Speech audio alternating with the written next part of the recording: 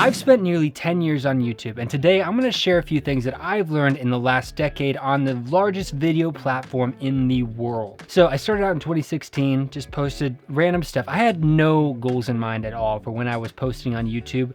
I started with a video called The Stunt Show. It was really bad quality. I did it with my brothers, and it was shot in 480p. It was just us doing a bunch of random moves and like stunts, quote unquote, and it just looked really cringy. But hey, you got to start somewhere. The one thing I do want to say is that the first video you're ever going to make on the platform is going to be trash. It's going to suck. That's just a fact. You're going to have to get over that and just keep posting, keep making videos. That's one of the first steps. But yeah, between 2016 and 17, I didn't really post videos with any goals in mind. And so if you know anything about YouTube now, that really confuses the algorithm. Like I used to be kind of at war with the algorithm, but now I know like you just need to work with the algorithm and then you might get some better results. You have to make sure you pivot and find out what you're gonna do and how to make YouTube know what audience to put your video in front of, if that makes sense. Because if you're working against the algorithm and you're sending messages in all different directions, the algorithm's not gonna know what to do with your video and no one's gonna see it. Maybe one or two people on like,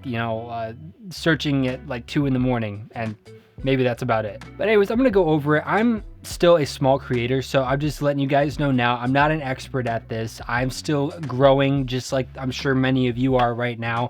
I only recently hit 1,000 subscribers, so take that as you will. I just know that if I were in your position, I'd want someone who's growing with me to kind of show me what they're learning too, and maybe we can help each other. So I guess the first thing I would say is ask yourself why. Why are you making your YouTube channel? What is the purpose behind it? One really important thing you should do is really lay out your goals with your channels and find your niche. What is your content gonna be about? What is your channel gonna be? What's your brand? I've heard the term brand thrown around so many times. I used to shrug at that word. It just annoyed me. I kind of understand what it means now. You gotta understand what you are trying to push out there. You have to know that yourself, and you have to know what audience you're trying to reach. You have to know how to put a video out there, and when people see it, they know instantly it's a video from you. That is what branding means. Branding means that you have a certain personality, look, maybe even the ingredients of your content, that all that together, people will see that and know who you are. You need to ask yourself, what is my channel going to be about before you even click create. Before you click publish on the first 6 videos on your channel, know what it's going to be about. I didn't know what mine was about.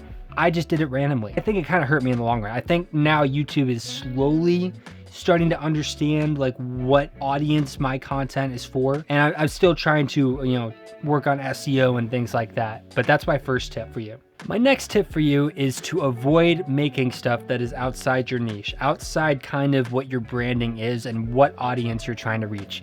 Not saying you always have to do this, but it really helps when you're trying to get YouTube to understand where to send your content. It helps when you're a very small creator. When you're a bigger creator and everyone knows who you are, it doesn't really matter. People are going to watch your stuff anyways. YouTube's going to recommend it because you're one of the biggest on the platform. But right now, you're a small creator. Limit doing that as much as possible. Trust me, you're going to confuse the algorithm. It's going to think, oh, I'm going to send this video to the audience he already has, when that audience is not looking for videos like that. They're looking for the stuff that you normally create.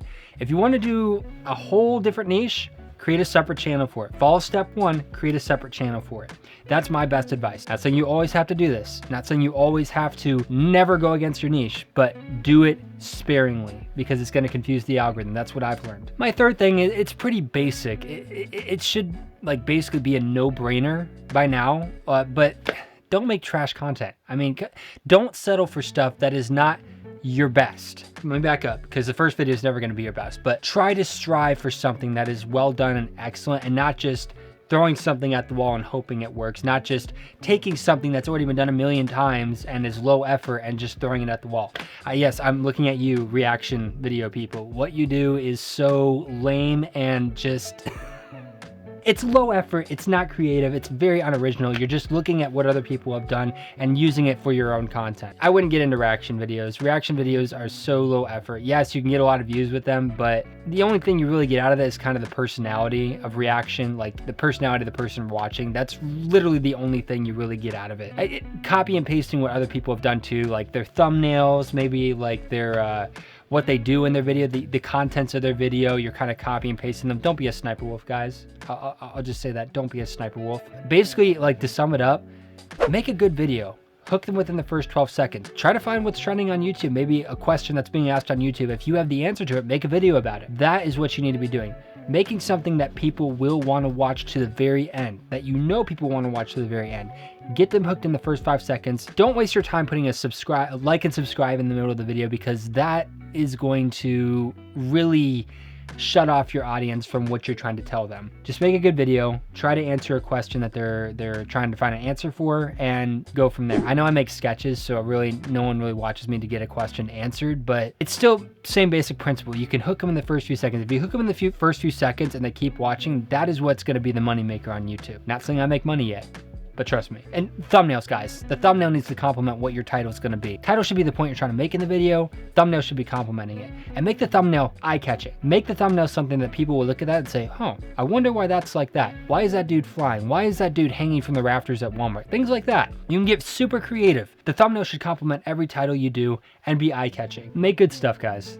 Bottom line. My fourth tip is know what times you are going to publish videos. This helps tremendously with staying consistent. Plan the times you're going to edit them, plan the times you're trying to write them, plan the times you're going to film them, publish them, maybe have them ready to go weeks in advance if you want. I'm not to that stage yet. I'm still trying to stay very consistent and try to keep up with things. This is going to be I think my 12th or 13th consistent week of posting a regular video on YouTube. So hurrah for that. I've also been posting 6 shorts a day. No, that's not right. 6 shorts a week for many weeks straight since the end of November. So that is a win too.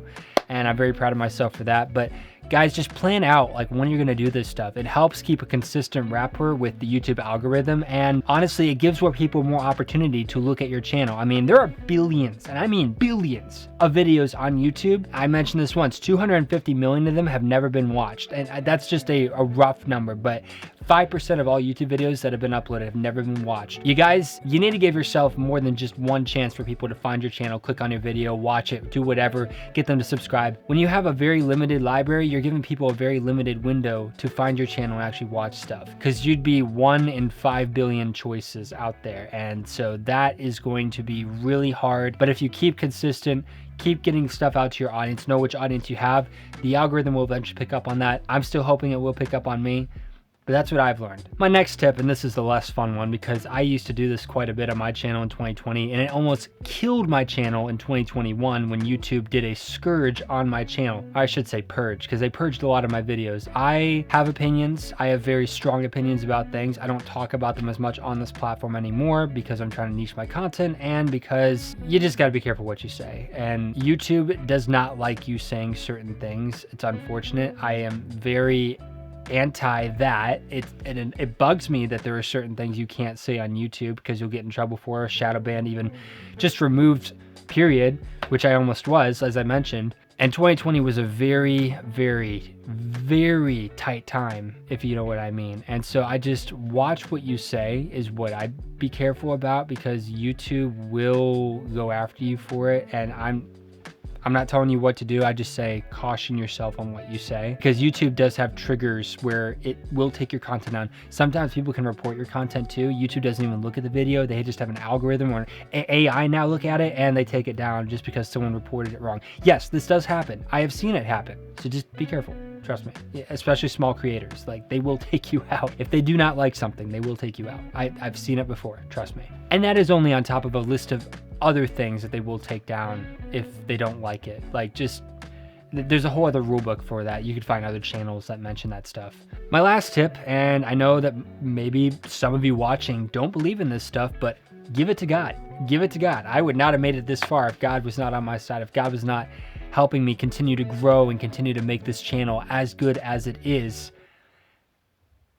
Oh, that's kind of subjective to the audience, I guess, but I think it's good. I would not be in this position if I had not given it to my Lord and Savior, Yeshua HaMashiach, Jesus Christ, and let him kind of pave the way for me. Now, I know probably a lot of you shut off the video before this part, which is okay, but if you're still watching, Jesus Christ, man, he's the way, the truth, and the life.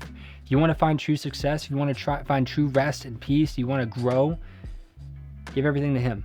Trust me, he's the way. But yeah, those are the things that I have learned. If you're still a small creator, don't stress about it. A lot of us are. Most people on YouTube are small creators still trying to make it. And you know what? Hey, maybe this video helps you. If it does, great. It's going to sound so tacky, but leave a like, Comment down below what you want to ask me about, maybe what sketches you want to see. And yeah, if you want, subscribe, because I'm trying to get to 100K this year, and it'd be really cool if you could help me. So other than that, yeah, that's what I got for you. God bless. Thank you for watching.